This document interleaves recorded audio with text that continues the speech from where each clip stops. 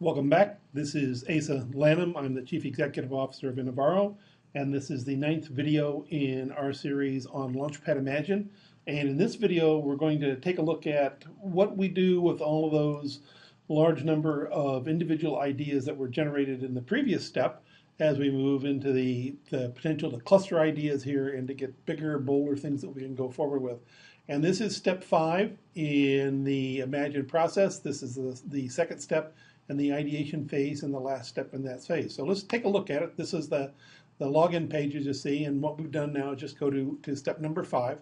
And what happens is when you enter this step, what you see is you see the fact that the semantic engine has come back into play again. Remember, we used the semantic engine earlier to take a look at all of those data items that we collected to see how to combine those. Well, this is the case where we use the semantic engine to take a look at all those ideas and see how they would start to cluster them. And remember, you can go through these and you can take a look at all the ideas. You can take a look at your clusters, your ideas. You can go through all of those if you want to see the details. You can see the thing about the idea we had for allergies and those kinds of things. So you can again track back on those. And this is how the semantic engine took a look at those. Now remember, I kept talking about add that information, annotate that. Well, the semantic engine utilizes that, and you can see here where it's looked at ideas and talking about things that relate to trees. If you take a look at trees, it's got the environment, it's got plastic, it's got tree, it's got packaging. Again, with each of these, you can take a look down. You can see here it's got eco-friendly products, travel size, source-friendly detergent, and packaging. And again, you can go take a look at all the details from those again. So again, the reverse DNA works all the way through. And this is the graph view that we saw before, with the semantic engine. And here's the tag cloud view as well. All right, tag cloud view, you can take a look at detergents and packaging and all those kinds of things. So again, you can change the level of weighting in that. Tree view, as we saw once before, again is packaging with plastic with trees.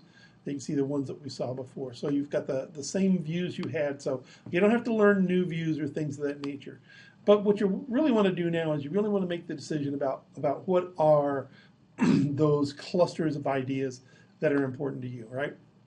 And this is, again, the tag cloud view that we talked about. And you can certainly accept the clusters that were created by the semantic engine.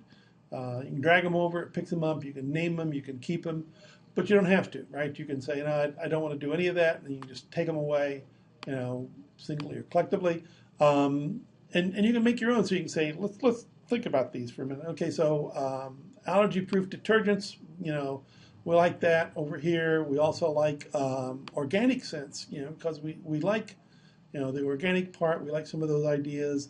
There's not the travel size so much, but maybe high-end laundry detergent goes together. That's a high-end laundry detergent that's allergy-proof with some nice organic scents is a larger cluster of ideas. So again, those are the kinds of things you can do. Now, if we take a look at what the team that we had came up with, you can see here all the clusters that they put together.